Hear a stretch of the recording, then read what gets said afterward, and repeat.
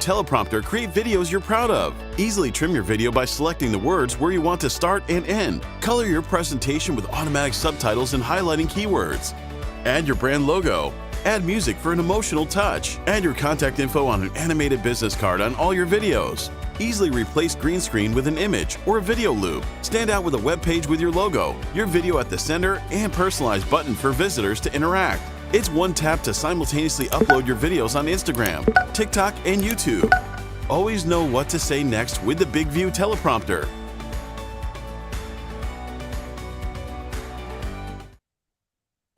Hey everybody, welcome to another Big View learning session. I'm so glad that y'all are here today. I am hanging out with you and we're gonna have a fantastic session. If you have not ever figured out how to create content that converts, well, today is your session. Listen, let me see who's in the house. I see Natasha Elliott. Hey Natasha, so glad that you're here. Haha, Valmar Figueredo.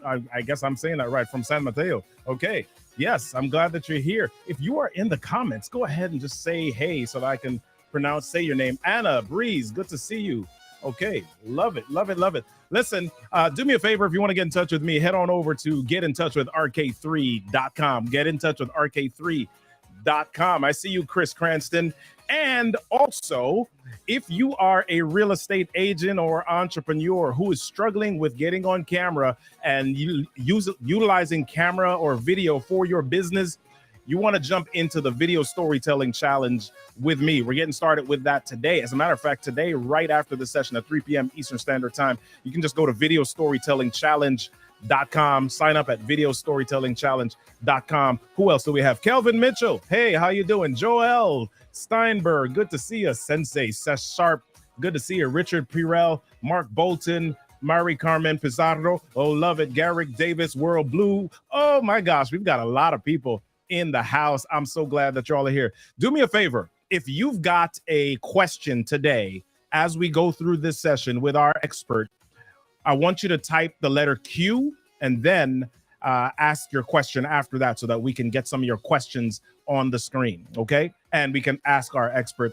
that question. We're also going to be having a giveaway today. Our expert today is going to be placing a link in the chat for all of those who are attending today's session, and you can apply for a specific consultation with her. You want to grow your Instagram, you want to make sure that your content is watched and connective and engaging, then connect with our expert today. Speaking of our expert, let's bring her on up. She is a best-selling author. She's an award-winning coach. She helps business to business, online service providers, VAs, consultants, social media managers, brand designers. She helps them get booked out on Instagram without spending a dime on ads. Oh, I got my guy still dancing. We're done with the dancing, dude. All right. Let's welcome our guest for today, our guest expert, Leonor Diquel. I said it like a Spanish person. I didn't do my French pronunciation. Leonor, how you doing? I love the pronunciation. Thank you so much for the lovely introduction, Robert. I love it. I love it. Listen, you help a lot of people with Instagram. Let me ask you a question really quickly before we jump into Instagram. There's all of the stuff happening in the United States with TikTok, right? And TikTok, some places are looking to ban TikTok. And if that happens, that means that there's probably going to be a lot more happening on Instagram, right? Yeah, absolutely. How should people be thinking right now about that?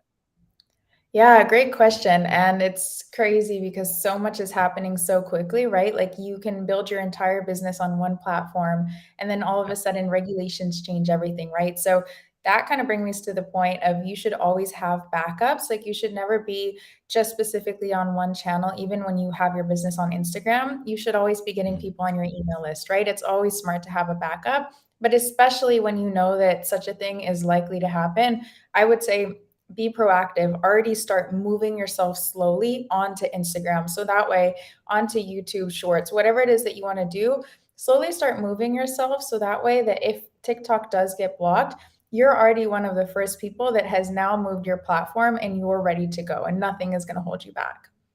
Love it. Love it. So let's take about 30 seconds, 60 seconds. Let's talk about you for a moment. I introduced you. You work with VAs, you work with consultants, you work with social media managers. How did you get into this business of booking people out on Instagram? Yeah, great question. So it was quite a journey. I've been in the entrepreneurship space for quite a while now. I'm doing lots of different things, e-commerce, coaching, etc. I originally actually started more in the success coaching field, but I missed the marketing aspect of it. I had started a marketing agency a couple of years before, and I figured the best way to combine the two would be helping people in the success coaching aspect of, the confidence they need to start their business, but then taking it to the next level by helping them actually market it. I love Yeah. Instagram, helping them market it through Instagram and get fully booked out without having to stress over spending that money on ads. I love it. I love it. And I know a lot of people are going to love hearing what you've got to say today because we've been told that the only way to get eyeballs on our content, the only way to get engagement with our content is to not only get ads, but to, listen to those people that are sliding into our DM saying, "Hey, I can get you organic leads for only Right, $25. I can and grow your Instagram followers to 10,000 if you just give me right. $25." Right? So let's jump into your content here, and I'll turn this over to you. How do you help us, or how do we create powerful content that converts? Absolutely. Thank you so much. So I've created these slides for you guys, and I'm going to be going into everything in detail here. Crafting content that converts is not a simple formula. There's a lot that goes into it, right? So when you see content on the surface, when you're scrolling on your reels and you're watching other people's Instagram, it might seem simple because you don't know necessarily all the thought that's going into it, but it is actually a formula. You have to look at not only what do you want to create, but who am I serving and what do I want people to feel and get out of my content? So, in the following slide, I'm going to tell you a little bit more about how you can actually do that with your content. If we can go ahead and take a look at the next slide. Basically, what I want you to understand is in this presentation, not only are we going to be talking about creating content in terms of the aesthetics, but what goes into what you could call the back end of that content. And that is all of the thought and the procedure that goes into understanding as a business owner or as a content creator that's serving a specific audience. How do you get into the mind of your ideal audience or your ideal clientele? How do you understand them so deeply that when they see your content, they feel like your content is speaking directly to them? So we're going to be talking about your target audience, understanding their pain points, how you can create that clear and compelling message to speak directly to them. And then finally, how to not only do this in a simple way, but do it in a way that's persuasive and tells a story so your audience stays engaged. In the next slide, we are going to go a little bit further in detail. So, how do you identify your target audience? For those of you that don't know what that means, that is okay.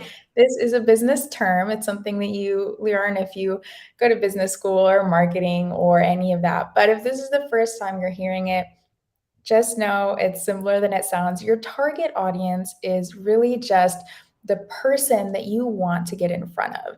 So, as a business owner, a lot of times we are afraid to niche down, or as a content creator, right? Because we think if we're too specific, people are not going to stay on our page. They're not going to want to watch our content. They're not going to want to hear what we have to say because it's too specific. They're not going to get it and they're going to leave. But in reality, one of the best ways to actually capture attention is to niche down. Why? Because only when you understand who your audience is at that specific of a level, then can you really speak to that specific person, right? So, how do you do that?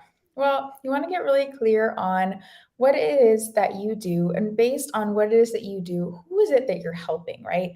Like, let's say, for example, you are a social media manager. Who are you a social media manager for? Are you managing the social channels of restaurants? Are you managing the social channels of influencers? Are you managing the social channels of consultants or of speakers? Or what does your target audience look like? Really dive deep into who you want to help. And one of the ways that you can start to do that is to look at maybe what it is that you know really well, or you're really passionate about, or even something that you are in a way, right? So, you really want to look at something that is going to thrill you enough to keep you going. For example, if you don't care about restaurants at all, you're probably not going to want to be a social media manager for restaurants, right? Then think about what it is that you do care about, right? So get really specific on your niche based on what it is that you want to do every single day and what it is that you're good at, you're passionate about, and you know enough about. Once you do that, you're going to want to create what are called customer buyer personas. This is going to represent your ideal customer, clientele, follower, etc. So you're going to want to get really clear. Imagine you're creating a little person, right? So let's give this person a name. Let's say the person is Sarah, okay? What does Sarah look like? How old is Sarah? Where does Sarah live? What is she like? What does she dislike? Her demographics, her personality. Get really clear on who Sarah is as a person. And then when you create your content, you're going to want to tailor it to Sarah and people like Sarah.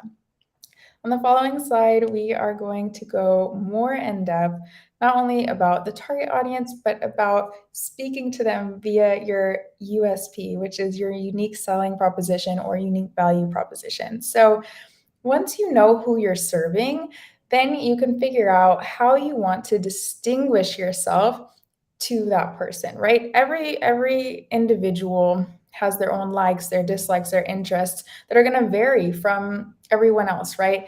You want to figure out based on who you're projecting to, who you're creating content for, what it is that makes you unique for them. For example, there's some creators that, let's say, they are super, super aesthetic and their videos are on point. They have the most amazing transition. That's kind of their unique value proposition as a creator, right? You know them for, if I go to their page and I scroll through their reels, I'm going to be constantly entertained because they just have the craziest transitions, right?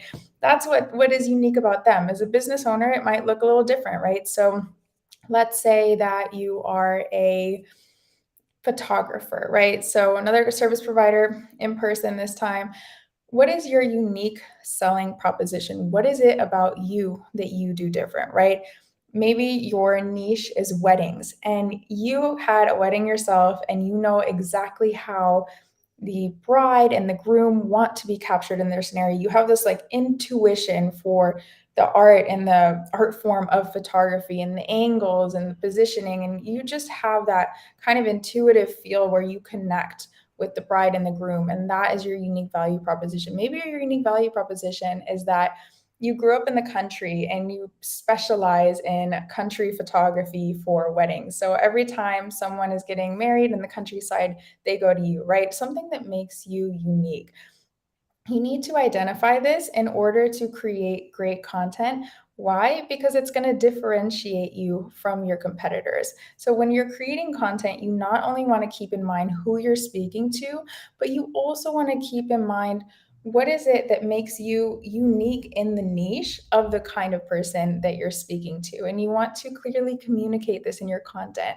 Let's say you are a coach, and what makes you unique is that you're not just strictly professional and you don't come across in your marketing as very kind of straight. What you do instead is really show your full personality and show all sides of yourself and connect to your audience in a very human way. Even that in its own can be a unique selling proposition. You're so human, you're so real, you're so honest. That is going to connect, and that's going to connect with a certain kind of niche audience. And you want to just make sure you're continuing with this throughout your content. On the next slide, we are going to take a look together on appropriate content formats. So this is something that you can't do until you know who you're talking to and what makes you unique. Why? You are creating this content based on a certain audience. So you want to be able to speak to them in the way that they really relate to, right? Let's say you're working with maybe more of a senior audience and they're not as likely to be on video as photo content. Then what you're going to want to do is more photo content. Or maybe as a photographer, you're going to want to do more photo content than reels. But as an influencer whose unique selling proposition is creating amazing transition, you're going to want to be more on video, right? So you have to figure out who your niche audience is, You have to figure out how you are speaking to them, and then you also have to figure out what it is that is unique about you that is going to speak to them. So use your video content to increase engagement, create visually appealing graphics and images, and then use storytelling to connect with your audience. So not only do you need to base this off of your USP and your niche, but what you also need to do is test, right? So we're going to talk about this in a further slide. But what I want you to know just in this slide is, yes, you do have to base it off of your audience and your unique value, but we're also going to look at analytics a little bit later just to make sure that the type of content you think is good for your niche really is working. Now, in Can I the ask you a next question slide, quickly, Lenore, of before course. you jump on? When you talk about using video content to increase your engagement, what are you talking about all video content? Is it reels? Is it longer form content? And I know that some people don't necessarily know some of the rules of Instagram right now, how they've changed video content to all moving towards reels as opposed to how it was before. Can you talk a little bit more about that? Yeah, great question. So, when Instagram started, it was just pictures, and then they expanded, and then it was kind of these long form videos. And then in recent years, just in the past like 2, 3 years, they launched Reels after TikTok had so much success, especially during COVID. Initially, Reels was exactly the place you had to be because not many people were doing it. However, even though all that time has passed, it is actually still the place you want to be more than long form video content. Why? Mhm. Because long form video content almost never goes viral and it almost never reaches that larger audience because what people do is about 7 seconds is where our attention holds and then they keep going. Long form video content, that being said, though, is still important as a service provider, as someone, not as much an influencer, but as you'll say you're just a consultant or a manager or whatever it is that you do want to have Yeah. some pieces of longer form content. Let's say you go live and then you upload it to your feed. But this is not going to be what's going to grab the attention and engage your audience as much as a short form reel. Love it. Thank you for that. Of course. Amazing. So this might also be one of those marketing terms that you're not 100% sure about. And if so, that's totally fine. So very quickly, I'll explain what SEO is. So SEO is called search engine optimization. Big fancy word for this is how we make sure we get more eyes on our content. So a lot of people think of SEO as something that happens just on Google, for example, something that you can put in your website as a blog to boost your website when people search. Yes, that's true. However, you can also, and this is a little known trick, but you can also use SEO on your Instagram. So there are a few ways to do this. The first way to do this is in your header on Instagram. So you know that like big bold text at the top of your Instagram and your bio where you put your name? I don't know if you've noticed, but so many people have been also putting their title next to their name. And the reason why this happens is they're not just saying, hey, this is who I am. They're actually optimizing their Instagram for SEO so that when you search something in Google, let's say you search virtual assistant for salons, let's say, Mhm. actually, this person who has their name, Sarah, virtual assistant for salon owners, will show up first because she has it in that big bold text where your name goes. And actually, just in the past few months, Instagram has changed their rules. So now you can add more text there than you could before, particularly for this reason. You also want to include SEO text in your bio. So this is just where you talk about what it is that you do. This is partly for SEO and also partly just so that people can have a greater understanding of what you have to offer them if they follow you. But something that you're going to want to do is just include what we call keywords in your bio that are going to help people find your page. So, for example, if you are a virtual assistant for salon owners, you're going to want to think of some keywords that would be related to that and add them in the bio. So, for example, if you do the emails for salon owners, if you do the bookings for salon owners, anything that would be part of your job, include those keywords in the bio, of course, in a succinct way, and you could do more in your content. What's really impressive is that in very recent months, Instagram has also been including SEO actually, even when you don't write it it senses the SEO in your content. So what used to happen in the past is you could only include SEO in your captions or your alt text. So your captions is just what you write underneath your reel or your post.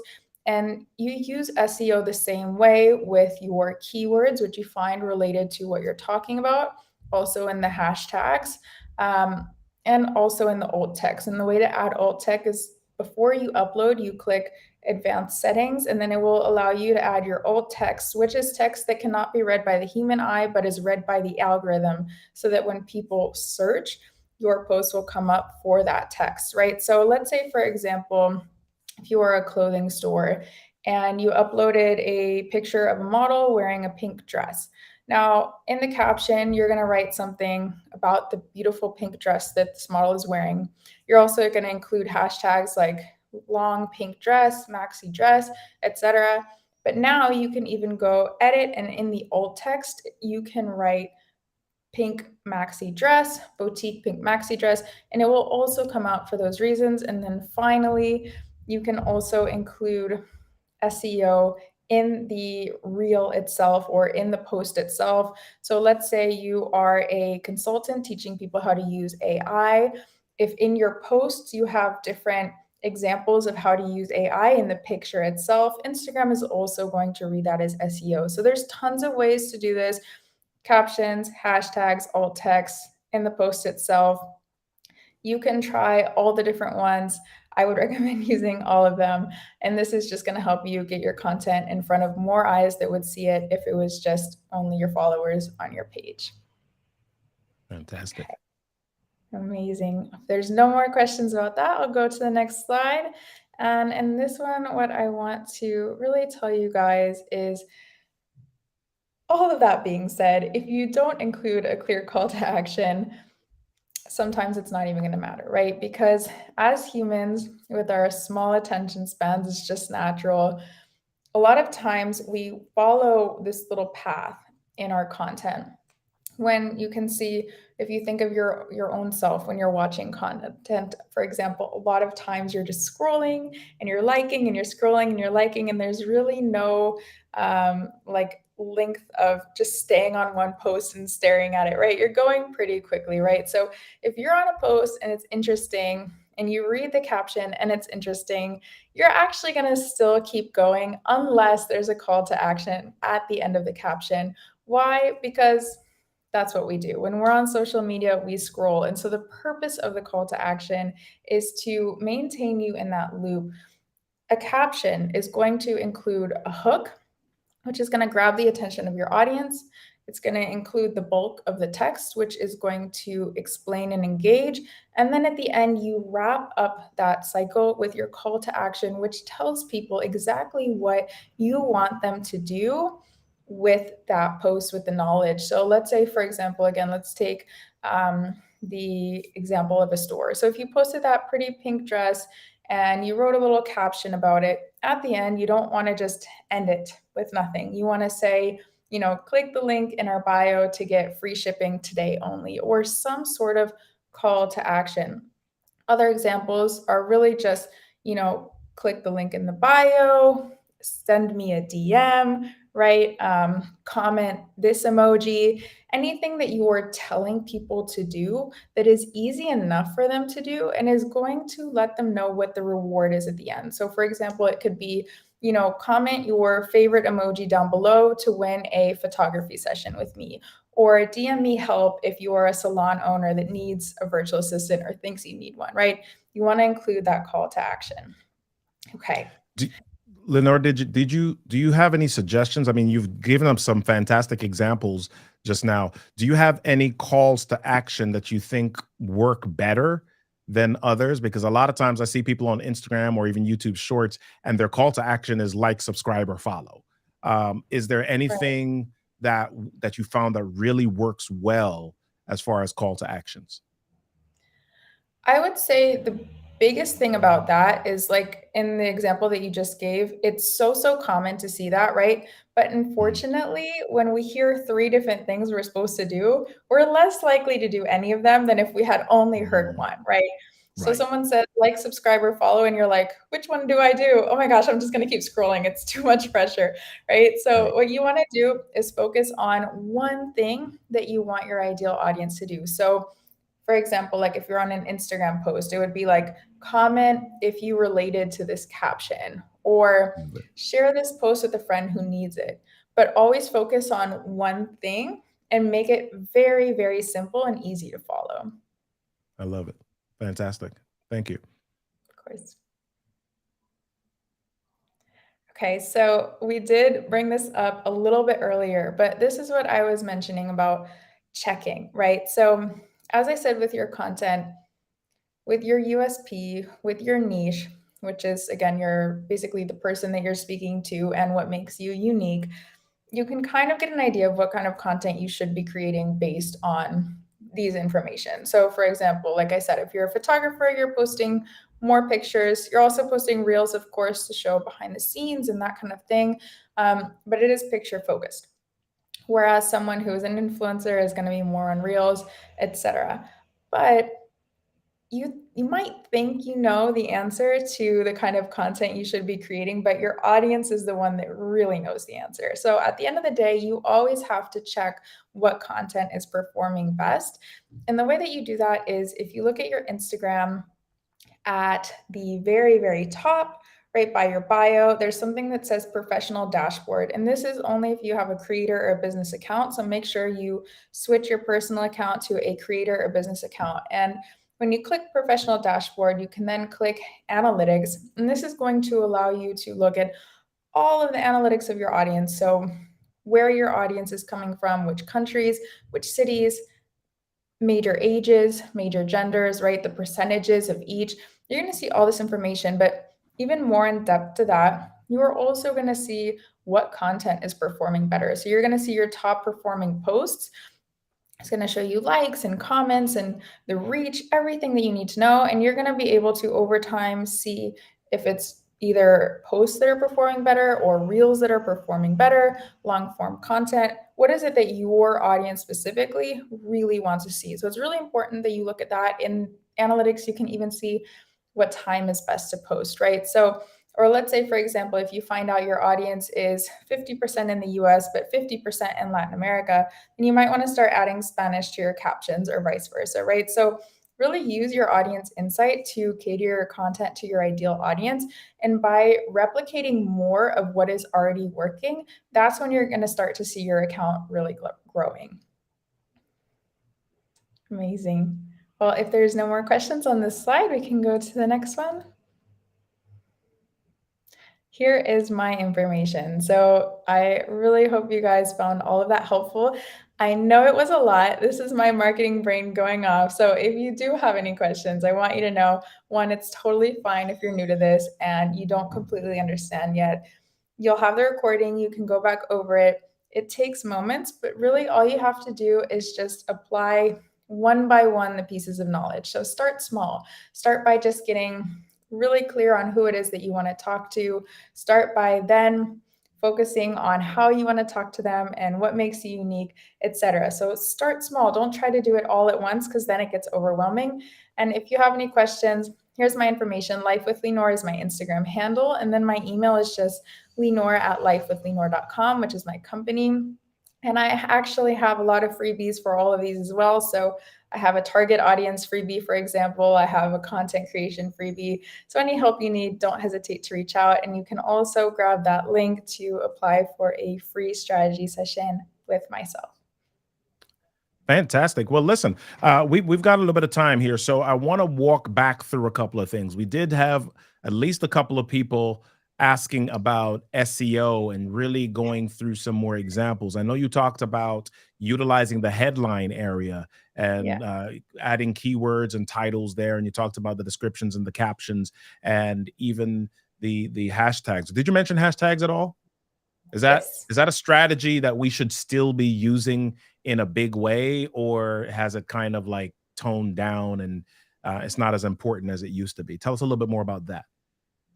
Yeah, oh, I love that question because you see so much controversy about this on Instagram, and you see Mhm. creators saying, "You don't need hashtags at all," and then you see some creators where they swear by it, right? And so I know it gets confusing, but what I would say is that the reason why some creators feel that hashtags don't work is they're using hashtags that are too big. So if you are a Mhm. small creator, and by small, it could even be 10K, 30K, if you're competing with a hashtag that has, let's say, 10 million uses, right? So if you're using hashtags that are like hashtag photo, for example, your content is Right. never going to show up under that hashtag.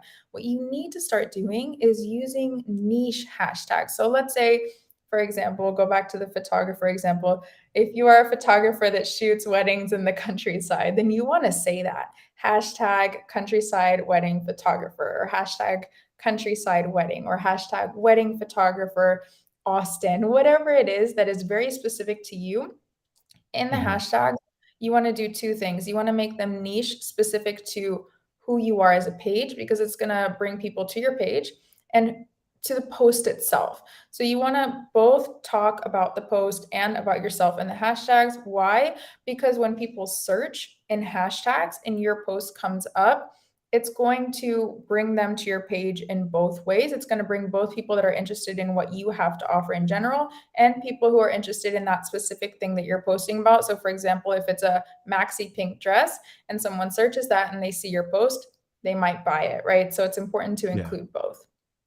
So is it uh, from a strategy standpoint, there are some hashtags that it's like, yep. For example, if I do a show on motivation or something like that, and I type hashtag motivation, there are millions of Right. videos that have motivation in it. Yeah. How do I strike the balance between something that is not too high usage and something Right. that's not so low usage that nobody's Right. ever going to find it, right? What Right. is it? What's a really good way for me to figure out what keywords people are searching for, so that I can include that in my hashtag? Yeah, great question. So there's two things that I would say. One is that the general rule is to do it in thirds. So one third Mhm. of your hashtags should be bigger hashtags, one third should be medium, and then one third should be really niche. Because there is a likelihood that the really niche ones are going to be found. For the bigger Mhm. ones, if that post were to go viral, it actually could be found. And for the medium one, that's where you're really going to get the most views. And by small, medium, and large, I just mean size. So a small hashtag might be like 1,000 usage, large might be a million, and then medium might be like 30K. So Right. about 10 of each. And then in terms of figuring out what to even say in the hashtags, the best advice that I ever received actually was don't think just in terms of like describing, but think in terms of what someone who wants to find you or that piece of content is going to search. That is absolutely the biggest one, and that's going to get you in front of the most eyes. Love it. So with regard to the hashtags and maybe even keywords, am I just using Instagram as my source to figure those out? Do I wait till I put a post and start typing the hashtag so that I could see the popularity of it? Or is there another resource or tool that I could be using to find relevant keywords? Yeah, there is both. You can use Instagram. You can just go into either typing it or go into search and it will tell you how often it's been used. And then there are Mhm. also AI generated hashtag tools out there that will let you put together your hashtags based on your content. Some of them will even scan your content and help you. So if you are going to want to make the effort to go to a third party, then absolutely that's a great research. I would even just search hashtag generator for Instagram, and you're going to see plenty of options. I love it. I love it. So I see somebody is asking about, we're kind of stuck on hashtags here for a moment. Somebody's asking, how many hashtags do you recommend in IG? I know that if you're on YouTube, YouTube is like you've got 500 letters or 500 Right. characters that you can use in the YouTube area Mhm. for adding hashtags. Or let me not even use hashtags. I'll just say tags or keywords, because a lot of times when we think about hashtags, a lot of people think about one word. Can you Right. talk a little bit more about, maybe thinking in terms of phrases or search terms with regard to hashtagging? Yeah, so what I would do on Instagram is vary it. So the top you can do is 30 hashtags, right? But you actually don't want to do 30 hashtags in every single post. It's Mhm. better to do 25 in some, 27 in some. I would say always have between 25 and 29 hashtags per post and then vary it. I don't know why it works that way, but the Instagram algorithm tends to like it better when there's variation. And also try not to use the same hashtag all the time. Not only want to Mm. vary the count, but you also want to vary which hashtags you use because Instagram's algorithm is really funny and sometimes it will actually kind of shadow ban you for certain hashtags or certain posts if you do it too many times because it's going to pick you up and think you're a scammer. So make sure that you're also adding variation into your hashtag strategy. What about those hashtags that are Instagram specific, like IGers or um, you know, sellers of Instagram or whatever? A lot of people, whatever industry they're in, they put of Instagram at the end, hoping that Instagram will kind of pick that up. Do you have any recommendations around using hashtags that are common like that? I honestly, I wouldn't suggest using of Instagram so much. I think that with the current algorithm changing all the time, it can be a bit of a waste of time. In the past, it worked much, much better, right? I mean, if you Mhm. look at Instagram 10 years ago, you could get 1,000 followers in a day by hashtags, right? But now what you really want to do is just focus on more like niche specific, like we talked about, rather than kind of using a word that we hope is going to catch on with Instagram because with the algorithm, you really never know what it's going to like. It's more important what people are going to like, what people are going to look for. Golly, did you say 10 years ago? Instagram's been around for 10 years? I feel so old right now. I'm like, Instagram just came out like a I few know. years ago. Barely 10 years, though. Barely 10 years. Oh my gosh. Okay. All right. Well, let's talk. I mean, you talked a little bit earlier about video. So let's go back to it. I think video for me is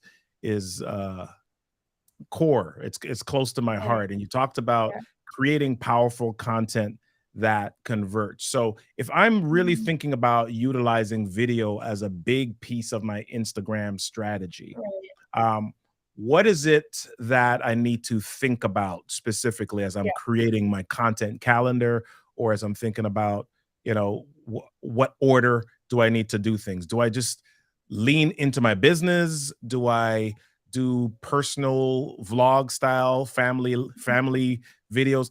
What are the types of content that I need to be thinking about from a video perspective that will convert even better on Instagram? Yeah, absolutely. So this is a bit of a combination of things. When you're creating your content, there's two things you want to look at. One is your content pillars. And Mhm. basically, to put it simply, your content pillars are the main, most important pieces of what you do put into content. So, for example, if you are, let's say, a social media manager for photographers, your content pillars might be social media hacks. They might be tips specifically for photographers. They might be a day in the life of a social media manager. There are different things that you're going to be talking about often and are important to show in your content. And then you're going to want to combine that with four things. These four types of content are really important and they're very easy to put into video content. So you have inspiring content or engaging content, promotional content. You Mhm. also have educational content. So, really quickly, engaging content is going to be more of what you first think of when you think of Reels. So, Right. very short, trending music, grabs your attention, cool transition, follows the trend. So this is engaging content. It's also important to have inspirational content, which tells your story, which connects with your audience on a personal level and a deep level that humanizes your brand. You also want to Mhm. have educational content, which is more like tutorials and the like. And then finally, promotional content, where you're straight up saying, this is what I can offer you. Let's hop on a call. Yeah, that's that's awesome. So if I'm thinking about like you said, reels is kind of what you're talking about right now. And I'm not Mhm. somebody who is creative. I don't have Mr. Beast ideas or I don't have PewDiePie or I'm using YouTubers right now. I don't know who are the big Instagram influencers from a Reels perspective. But I don't have all of these creative ideas. What are some simple things that I can do to really begin to utilize video as a conversion strategy? So, something that is really great about working in business and content creation in today's world is that we actually don't have to think about it and do it alone. Mhm. AI is becoming a really, really great tool to come up with video content ideas. So, what I would say is if you feel like you're not someone who's super creative at coming up with these different ideas that are going to boost your content in the way you want, then ask AI. There's so many different platforms out there. You can even just use ChatGPT, which is the one that's most popular. Mhm. A quick little hack that's really great. Very briefly, I won't go into much detail. And if you need kind of a repeat, you can send me a message. But if you go into ChatGPT, which is just ChatGPT, it's an AI platform for those of you that don't know that you can converse with, that you can ask questions. And if you go in there and you use a prompt that says, act as my marketing manager, create a 30-day marketing plan in Reels for XYZ business, put it in Wow. table format, ChatGPT will actually create a 30-day marketing plan for your business. So if you can't come up with an idea, then you always have other options. I hope you all just put a timestamp marker at this point of the video because that was gold right there. That was everything that you came to watch this video for right now. Right. That was awesome. I love that. All Thank right, so you. let me see if there's anything else in the chat that people are asking. People are asking about. Kevin says, Lenore, you spoke about niche for your target audience. Does this apply to my content as well? Yeah, absolutely. So when you are creating content, it's really important that your content speaks to a specific target audience, right? Any single like content creator that you look at on Instagram is going to have some sort of niche, even if it's not super obvious right away, but usually it is, right? So you have fashion content creators, you have food content creators in the nutrition field, health and mindset, then you have more tech, right? Even content creators have a niche.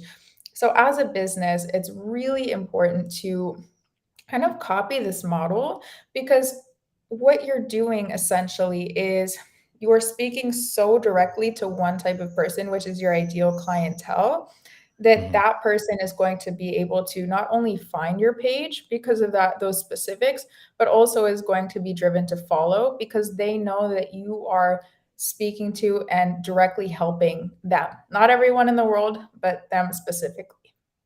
Yeah, I love it. I'm gonna kind of go backwards here for a moment to video again and ask a specific question. But I see some people using this strategy, and I'm not sure how effective it is. I want to hear your thoughts about it.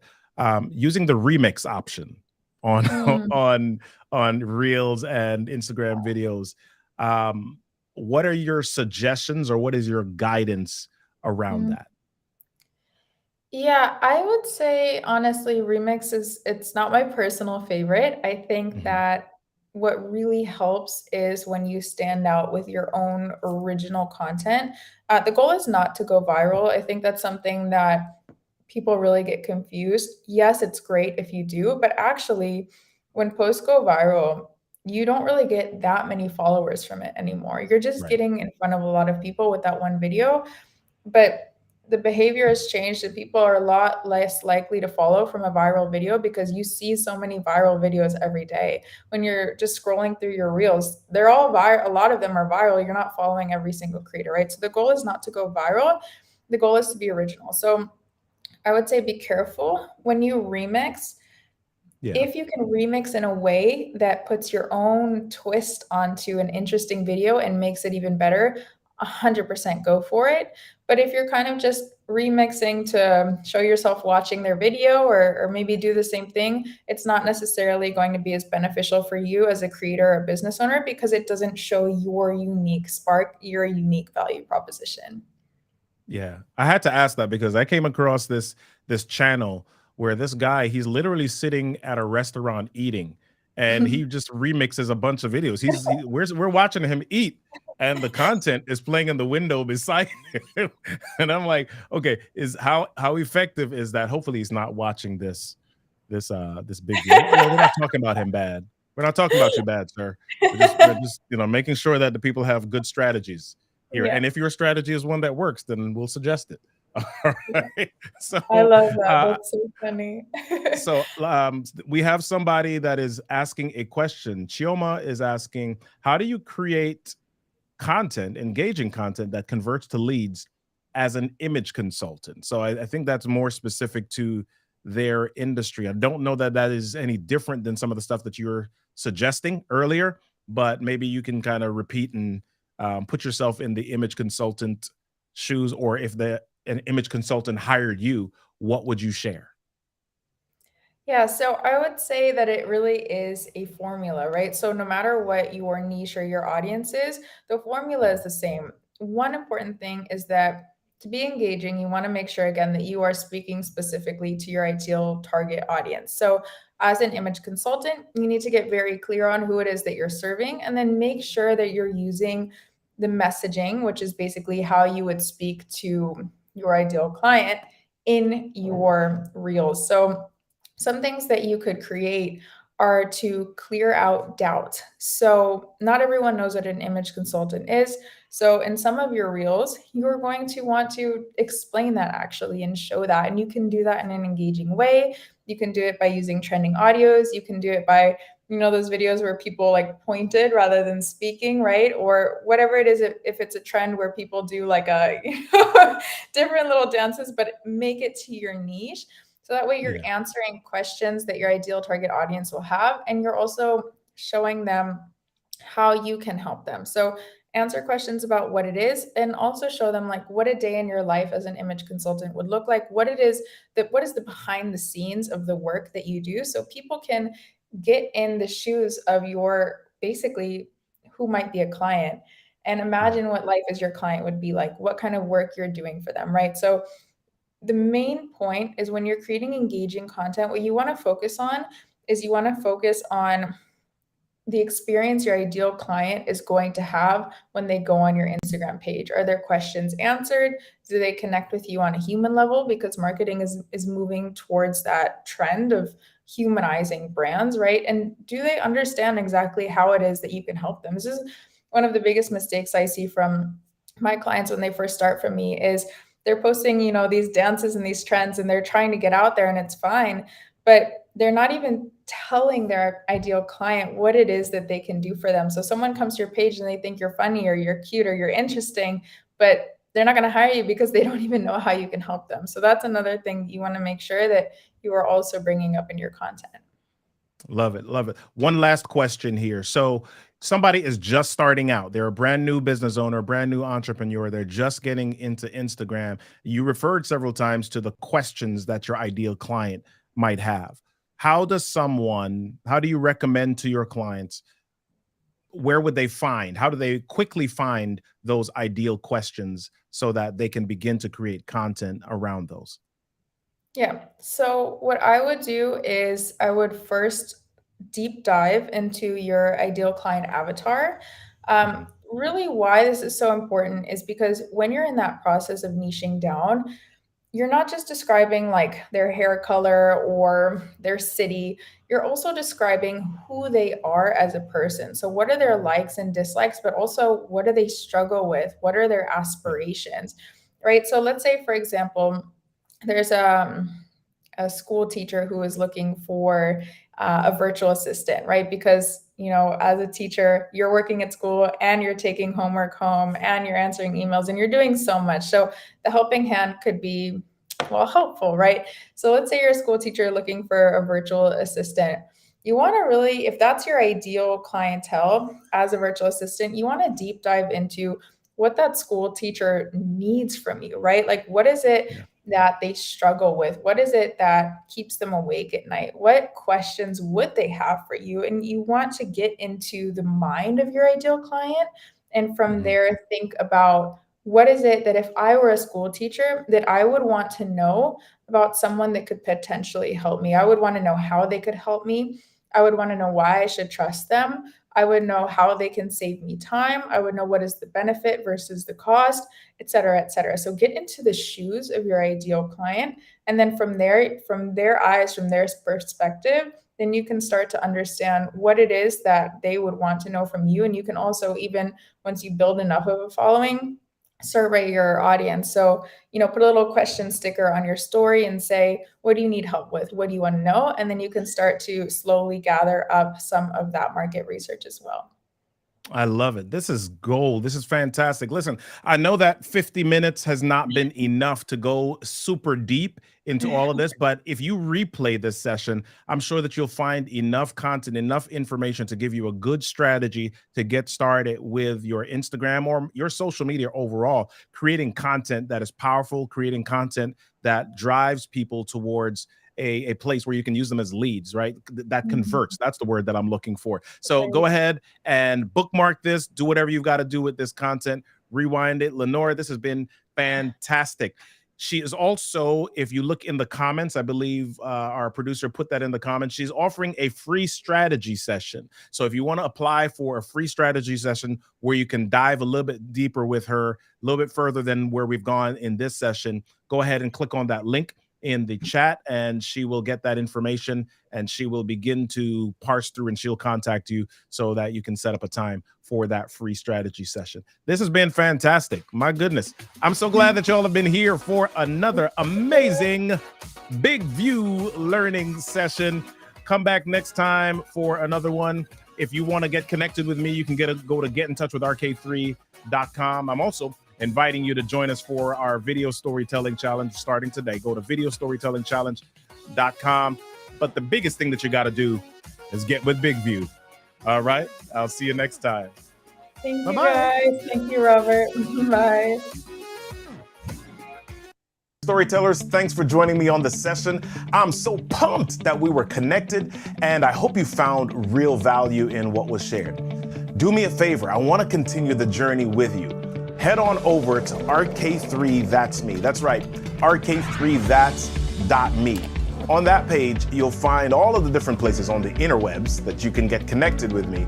And there are also some great resources for you to download. Download them because they're designed to help you become better presenters, better communicators, and video storytellers. And that's what we need more of in this world, right? Listen, get connected, go to RK3 That's Me. I'm RK3, and I hope to see you in my inbox.